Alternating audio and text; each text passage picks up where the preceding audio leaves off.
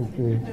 So, welcome to the second talk of our Blueprint for a Better Marriage series. And you might be wondering, no, why we need to talk about this at all. Now, for the men here who are married, raise your hands if you feel that you want your marriage to last forever. Ba? Okay, women, mga wives, tignan nyo ha, kung sino yung mga nagtayo. Nagtaas ng kamay. Okay, when you're new in a relationship, and this applies to both married and engaged couples, you really feel like, you are going to last forever, you and your spouse, you and your fiancé. But what is the reality out there? These are the top 20 places where the divorce is most common. Now, I'm sorry if you can't read it. The number one area where they have the most prevalent rate of divorce is paradoxically a honeymoon island, no? The Maldives. There are roughly 11 divorces per year per 1,000 inhabitants. Ganun kadami. And compare that to the US, which is supposed to be a divorce rate of around 59 to 60%, translated to how many divorces per 1,000 inhabitants. So the US is fifth with 3.6 per 1,000 inhabitants.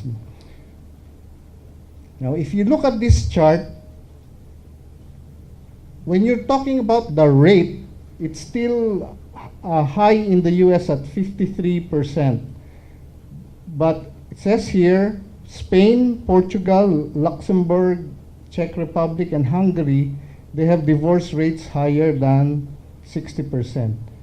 Now, the highest rate is in Belgium, 70%. Kaya it's in the black here. And the lowest is official rate is in Chile, 3%. Ang Philippines, walang official data because of course we don't recognize divorce. No?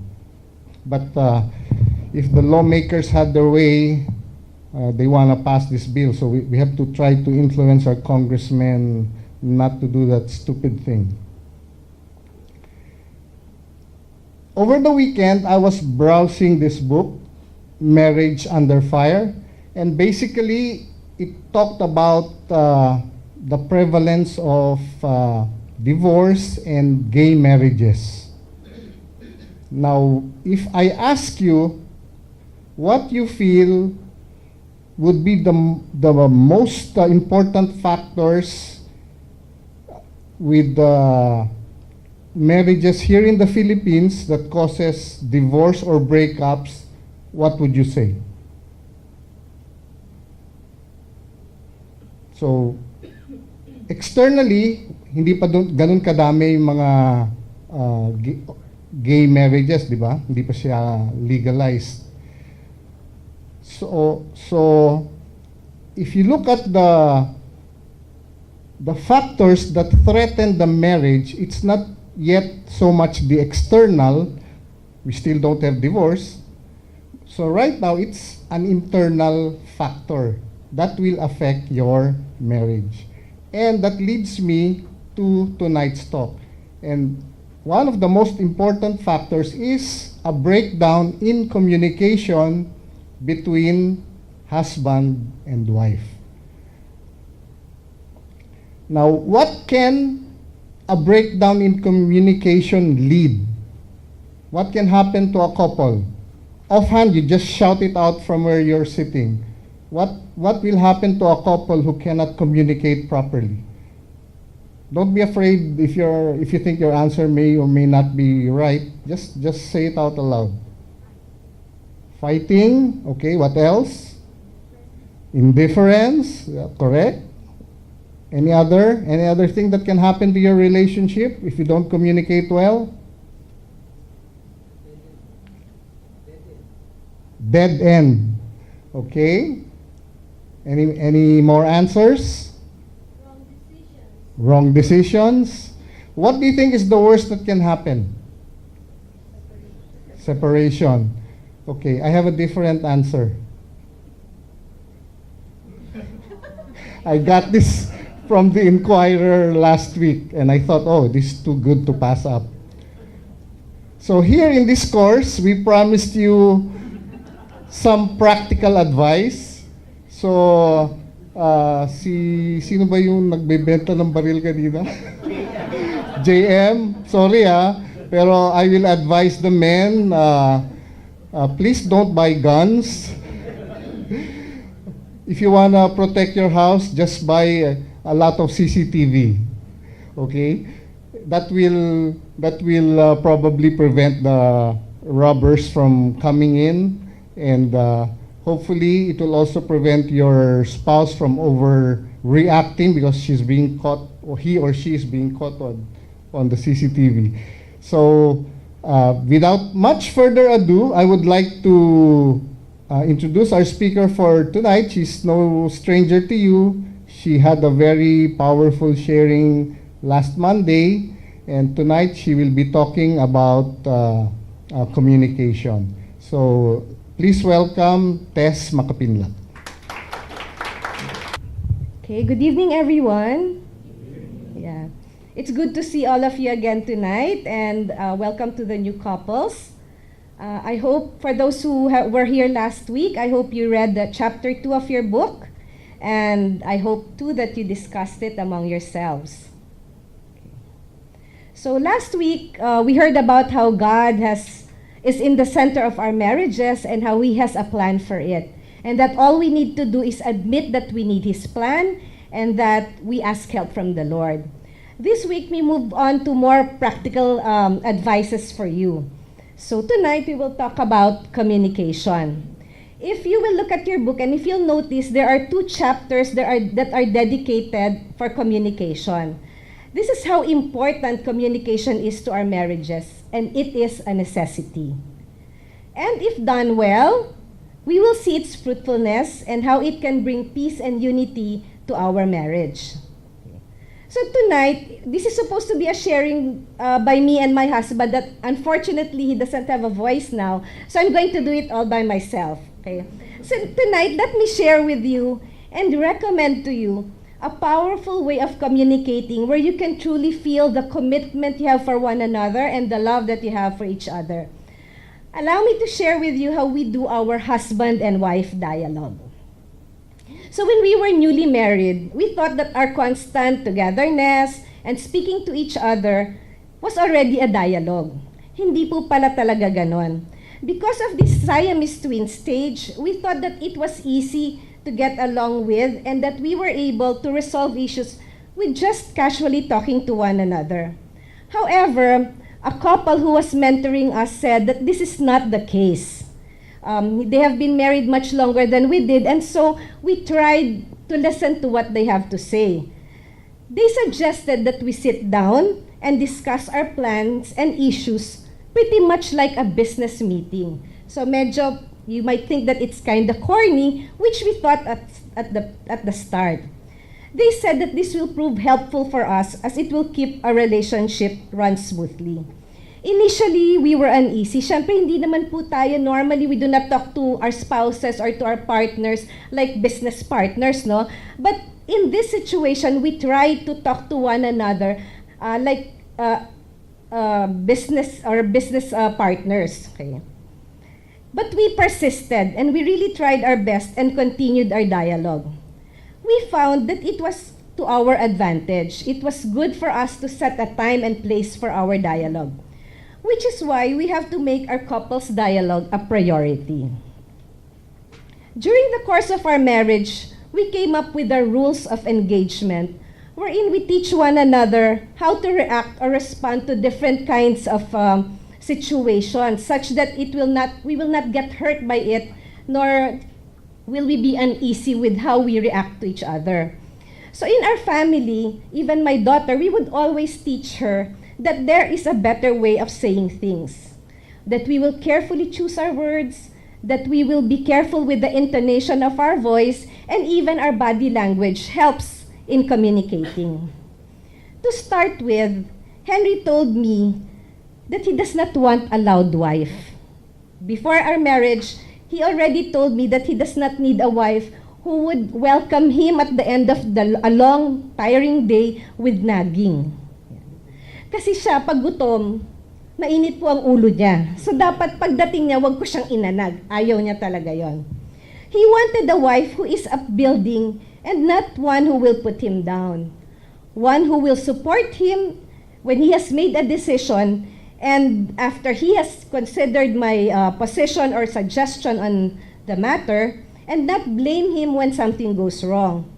He did not want an accusing wife, a complaining wife, nor a wife who criticizes. So, ganun po ako.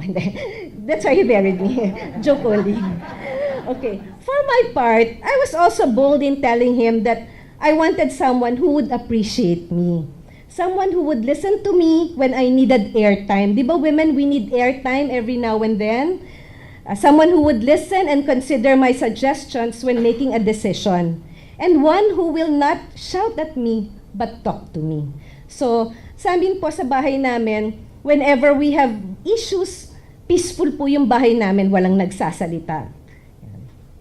Because of our rules of engagement, we come to our dialogue with the right disposition and posture. So we always keep in mind that we are on the same side of the coin and never on opposite sides. Magkakampi po kami lagi.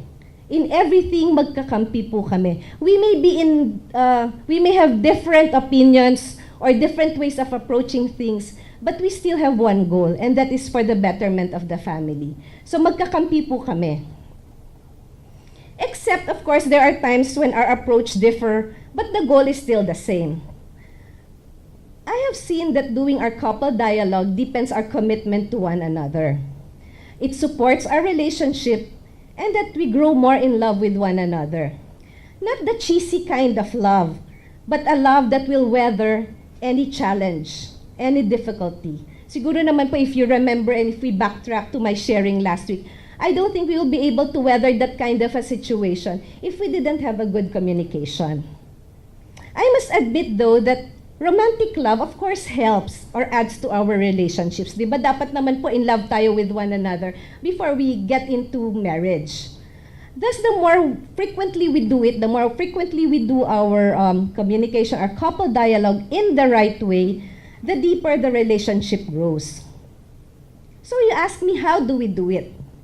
At the onset, Henry would prepare his agenda. Ganyan po siya talaga ka-business-like. He would prepare an agenda. And then, he would send it to me and tell me, oh, if there are things that you want discussed, just add to the agenda. After I add, I will send it back to him.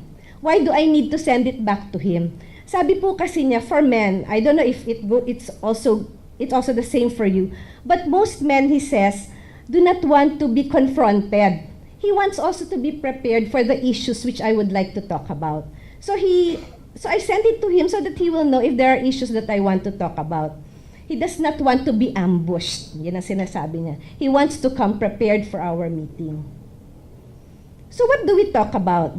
If you look at your book on pages 34 to 36, it gives you a communication checklist. Now, these are just suggested topics. You don't necessarily have to go through it. Diba? For example, during the first 3 years of our marriage, we don't talk about children's schedule. What we talked about was the kind of treatment that I needed or the medication to get pregnant or to sustain a pregnancy. We also did not dwell on discussing chores at home. Initially, we lived in a condo. It was quite small, so cleaning was not an issue for us. Even cooking, because we do our cooking during the weekdays, and then we apportion it and put them on the ref. So pagdating namin at the end of a long day, init lang kami ng init. So non-issue pa yung mga household chores nun. But from time to time, when issues arise, we would schedule it and discuss about it during our dialogue. Issues such as when our extended family would need financial help, when problems arise within our extended family which affects us, or even issues between us. differing preferences, conflicting approaches, opposing views, and the like. You know, this is the beauty of the husband and wife dialogue. We have a venue wherein we can sit down and discuss issues that are weighing us down. So meron po kaming time and place na alam kong he will listen to me. And this is the husband and wife dialogue. We get to be heard and understood, and we are able to come up with mutually agreeable solutions to concerns. So we are able to thresh out our differences, and we're able to come up with a mutually agreeable decision. Through the years, we see that the dialogue has helped our marriage, making it run smoothly. I do not claim, though, that we have a perfect communication or a perfect dialogue, but we try our best to do so. Of course, I may say that there are times that we will also have communication breakdown, but these are instances when we are able to, nakakabalik po kami agad, and we decide to, okay, let's stop this and let's move on to this. There are times also that, let's say we have issues during the day. What we agreed on was we would try to kiss and make up before we sleep at night. We settle differences, but it doesn't necessarily mean that we set aside our issues. So we would agree that, okay, let us make peace tonight, but let us set our dialogue and discuss the issue that is before us. We suggest, as what we did, to set a day of the week and a place to hold your dialogue. It is not recommended that you hold your dialogue in the confines of the home. Bakit? Kasi po may mga bata. And sometimes from time to time, they would come and, interrupt you and, your discussion. It is also not recommended that you do it in bed. I don't think it's a good place for you to discuss. So it's like for us, no, Henry and I would have our dialogue every Wednesday morning. Sa McDonald's lang naman po while we are having breakfast. So that's our weekly dialogue. Because we have an agenda for the meeting, we come prepared to discuss our ideas. We expect that each one will actively participate in the discussion. Henry will be the one to lead the discussion. He always does. And he starts the dialogue with a prayer, thanking the Lord that He has appointed us a time to talk to one another. And then he would lift up the discussion to the Lord. So how do we do it? We usually start our discussion with the less controversial topics, such as our schedules for the week. Halimbawa, Mondays, meron kaming blueprint. Tuesday, meron siyang meeting. Wednesday, I have a one-to-one. Yung mga ganong issues that we know we have to inform one another of our schedules. We also talk about individual and family activities, problems in the home. Now that we have our own home, we discuss problems in the home such as broken shower heads, damaged windows, leaking faucets, or the maintenance of the car, and the like. Then we move on to more topics such as recent spots, our difficulties in raising our 16-year-old daughter, the needs of my elderly mom and aunt. Although they do not live with us, Henry takes concern over the people that I love, and my mom and my aunt are two of those people that I really take care. So once a year, this is what we do. Once a year, every January, I would give him an inventory of all our savings and all our investments. Why is it so? Because we should know how we can finance our plans for the year, such as travels, major house repairs, the painting of the house, the roof repair. It is also during our dialogues when we would discuss plans for the year, such as where would we like to spend our summer, or any major purchases, like if we want to buy a car. This is when we discuss it at the start of the year. And we find out, saan natin kukunin yan, pambili niyan? Saan natin kukunin yung pang-travel natin? Parang ganon. So, those are the things that we discuss usually at the start of the year. Although it will come again to our discussion when, let's say, if we are traveling May, it will come to our discussion mga end of April because we will be planning for a travel. So if our agenda is too long, pag sumobra naman pong haba, Henry will prioritize our list so that we are able to discuss the more important and urgent matters and leave the items that are not urgent, though important, on our next dialogue. So meron naman pong nakikarry over kapag sobrang haba. There may be times naman na wala naman masyadong pinag-uusapan, so parang casual date lang, ganon. But other than that, we have a list that we want to follow, and if it's too long, we move it to the next dialogue, next meeting. So coming from a corporate background, I would normally take note of our arrangements, of our agreements. So, number 1, pay taxes. So, yan, care of Tess. Bring the car to the casa, care of Henry. So, I would normally take note of our assignments. Parang minutes of the meeting.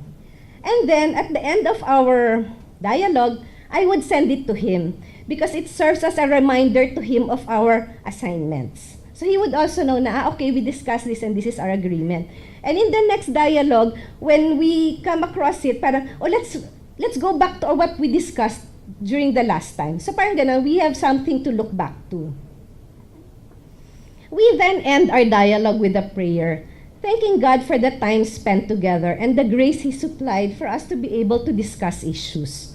So marami po kasing grasya, especially when we are discussing recent issues.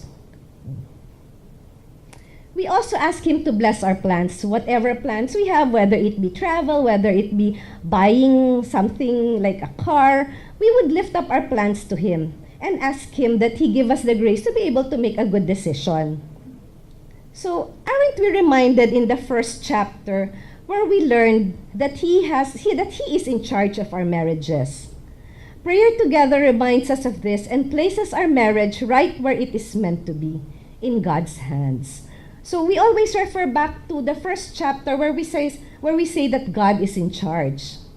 So let me leave you with Philippians 4 verses 6 to 7, which says, "Have no anxiety about anything, but in everything, by prayer and supplication, with thanksgiving, let your request be made known to God.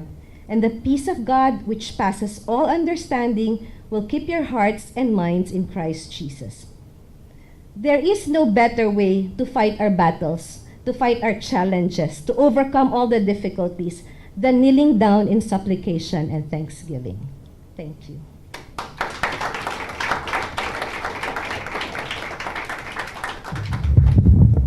Thank you, Tess. Okay, we will open the floor for questions. So I was thinking, since we have a group discussion later, you can reserve your medyo personal concerns for the small group. So now you can ask questions relating to the talk, mga general questions about communication. Sige. Good evening, I'm Kerwin. Miss Tess, I was listening kanina and you were discussing that Henry was showing concern to your mom, to your aunt. We have a similar version like that with my wife. But there are things that I think that I could not solve even if I could solve. Did you had something like that? Yeah, we do. There were Elaborate. situations in the past when let's say my mom or my aunt would have problems with my siblings. Of course, he doesn't want naman to be part of it because he's not really part, kumbaga ano lang siya, sabit lang siya sa amin. And so, he would ask me to, be there and be the front. Hindi naman niya ako sinasabihan na this is what you do, but he would tell me, this is what I suggest you do. So, yung concern niya, nakikita ko naman because he would always tell me, if there is anything that we can do, let you offer this help. Or probably he'll say, sige, ganito na lang sabihin mo kay mommy. Or ganito na lang sabihin mo kay auntie. But not him directly telling them. Kasi nga, ayaw niya naman na, of course, kung kami family, if everything is okay, iba rin siya. He's not really, quote-unquote, part of the family to begin with. In your relationships, there are issues that crop up, sometimes leads to misunderstanding. You may want to ask questions pertaining to those issues. Oh, Ferdy. Labas mo na. Erica. Si Erica na lang.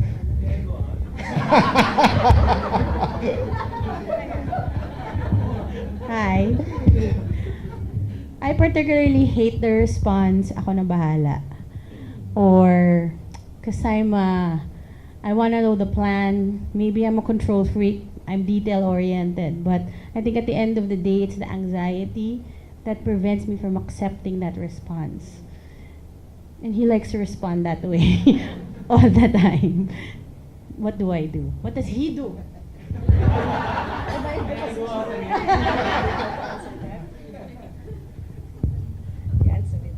It's the man's. I think I can, sorry, I think I can see a bit of myself in you, in the man. No, I think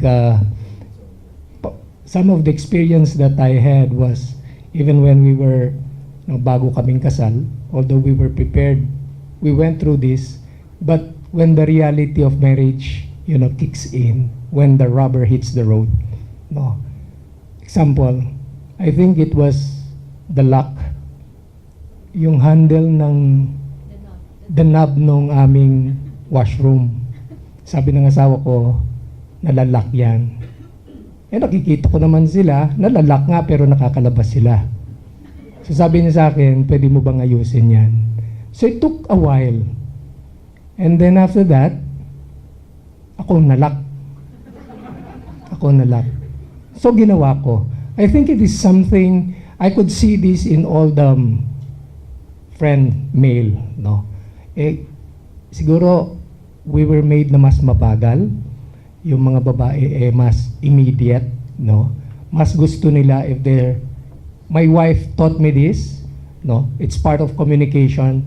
Sabi ko nung una, turuan mo ko. Because I have a physiological and my mental upbringing is a man. We were 4 boys in the family. I didn't have any sister. So I act like one. So part of communication sa amin is I have to admit that really mabagal ako na ginawa yung knob. Hindi lang yon. Marami akong kaibigan dito. Yung doorbell namin, 1 taon nata bago ko pinalitan. No. These small things actually contributes. These small things, ito ba yung, alam ba ninyo yung experience na nagka-camping ka? Hindi ka makatulog, hindi dahil may tiger o lion sa labas. Hindi ka makatulog dahil may lamok na maliit. Iikot-ikot yan at dumadapo sa ulo mo, sa tenga mo, pero hindi siya nakakamatay. Yung mga example na yan, hindi naman nakakamatay pero nakakairita. Is that right? Right? So, these are the things, small things, because before they become big things, you have to sit down and talk. No? Because these are small things. Natatanda ko, nung bagong kasal kami, yung cabinet, hindi ako nagsasara ng cabinet. Sabi niya sa akin, pwede mo bang isara yan? Kasi bago kaming kasal, so sasara ko. Nung tagal-tagal, hindi na ganun. Ilang beses ko na bang sinabi sa'yo, pwede mo bang isara yan? Diba? So small things. Actually, they are not big things. But because you don't talk about it, and you're not able to express them that it irritates you, they become an issue. Sometimes they are not an issue, but they are bigger issues, but the triggering point are the small things. Parang lobo yan. Lumaki na, no? Konting, you touch it and it bursts. And everything, history, no? Your wife starts talking about history that happened a year ago, 2 years ago. So, I hope I answered your question. Can I just make a confession? When he was locked in the bathroom, he was calling my name. I was just out and was trying to make a point. See, you have to change that door now. Naughty, huh? The more questions you ask, mas marami tayong matututunan because we can always learn from the others. We don't have to commit the mistakes ourselves. Okay, question, next question. Within the one-to-one time that you have, or what if the issue is very big that you can't really resolve it at that time? What do we do? Like, do we park the problem, and when do you discuss it again? Things like that. Ideally, we resolve issues during the dialogue. But if these are really big problems that would need more time to discuss, we will say, okay, let's talk about this again the next time. Hopefully kasi when you are at the dialogue, when you kiss and make up at night and then you leave it at the time that you will have a dialogue, medyo you're emotionally already down, medyo calm ka na, hindi ka na fighting mode, di ba? So it's good to discuss during the dialogue rather than discussing it at night when you're about to go to sleep. So if it's quite a big issue or a challenge, we continuously discuss it until such time that we get to resolve it.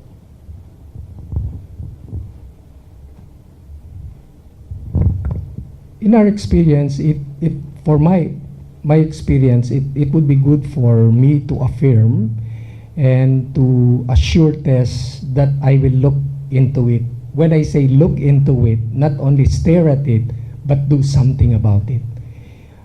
Sometimes we chop the problem so that it's chewable, no, so that it can be addressed step by step. And that does not only mean that I'll be doing it is part of the solution. So we have to agree that we have to chop it. We have to, make it chewable so that it can be realistic. That like any planning that you do or any project, it has to be chopped into pieces so that it can be attainable. So, but that comes with agreement, walang turuan, no? Actually, sabi nga ni Tess kanina, you are on the same side of the coin na hindi kayo magkalaban. I think that assurance should be always there when you talk with your spouses. I think that malaking bagay yun na you show love, you show charity with the way you use your words, no hurting, no. I think there's a topic for that in the book.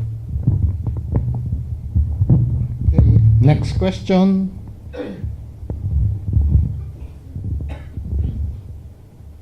Older couples. I think one of the things na important in communication is knowing your spouse's love language. So this is actually, there's a book all to itself, the 5 love languages. And it is important to know what is your spouse's love language. Like, I know that my wife values verbal affirmation. She really wants to hear, I love you, I care for you. Ako naman, hindi naman ako ganun ka emotive. Ako, my language is more of doing service. So I do things around the house. If something is wrong, I fix it. So hindi lang katawan ng tao ang aking inaayos, pati yung mga plumbing or whatever. And she appreciates my service as a form of expressing my love. So you need to get to know what is the predominant. Kasi all those 5 love languages can exist, but one will be more predominant as compared to the others. So if you're interested, that book is very important to read. It's by, I think, Gary Chapman. It's available locally. Okay, question. Oh, Yeah. If it's really urgent, we don't wait for our next couple dialogue. But we already also set our rules of engagement there. If there is something really urgent, kakain muna kami.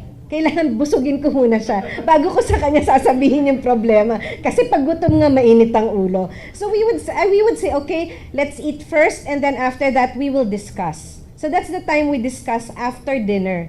Even at home, kasi urgent nga. But yun nga lang, I will give him time to rest and then feed him and then that's the time we talk. Siguro one of the things na, I express kay Tess because of experiences. In the morning, when I leave for work, because she stays at home, hirap na hirap akong to handle when you are to step out of the house and she raises an issue.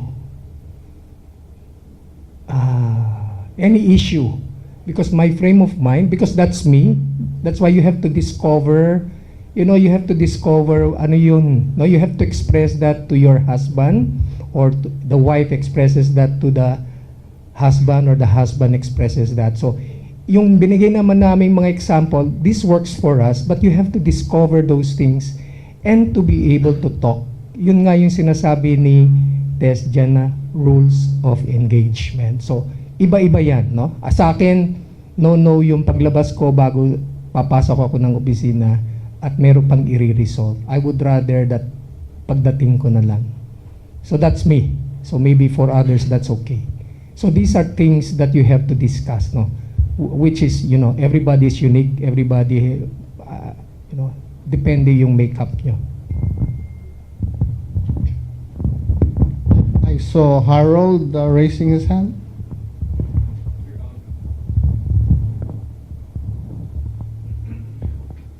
Picking up from your point about love language, does communication need to be verbal or can it be through actions? Like, let's say, you want to say sorry, give flowers or chocolates.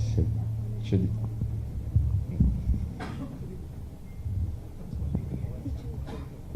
We will be giving questionnaire. It's also from Gary Chapman.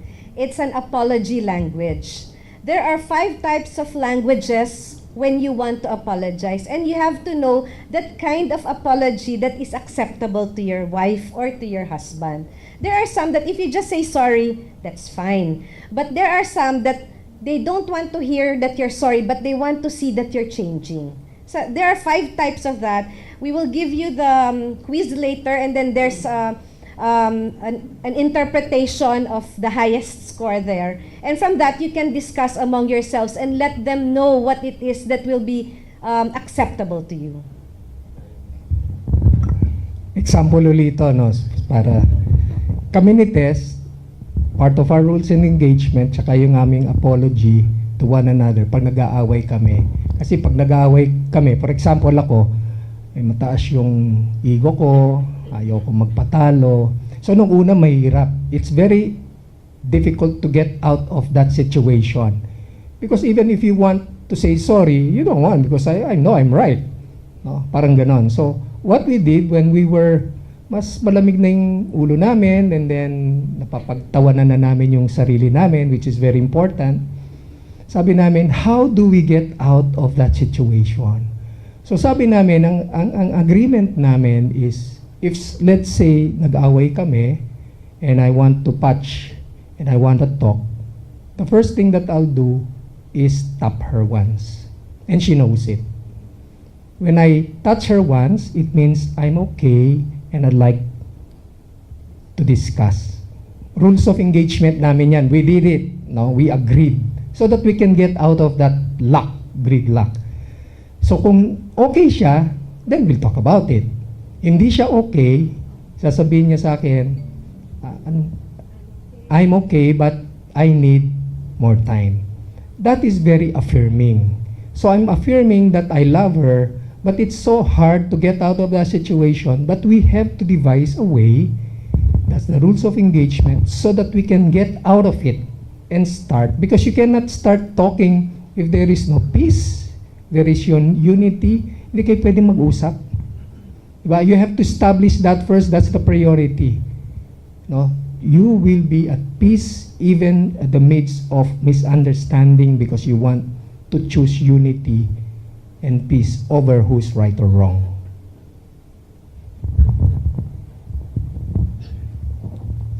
So you can use non-verbal cues to signify you're ready. No? Like if Peggy and I would have a misunderstanding, hindi pa ako ready mag-sorry, I just hug her. And then sometimes I feel that mas mabilis lumamig yung ulo ko kaysa sa kanya, magpapaalam ako, honey, mag-golf muna ako ha. So pagbalik ko, mas malamig na lalo ulo ko. So I'm in a better position to, you know, to go into more serious discussion. Each couple will have different styles. So we don't want you to feel that, you know, there's only one way to do it. Because you will find out what works best for each of you depending on your own individual temperaments.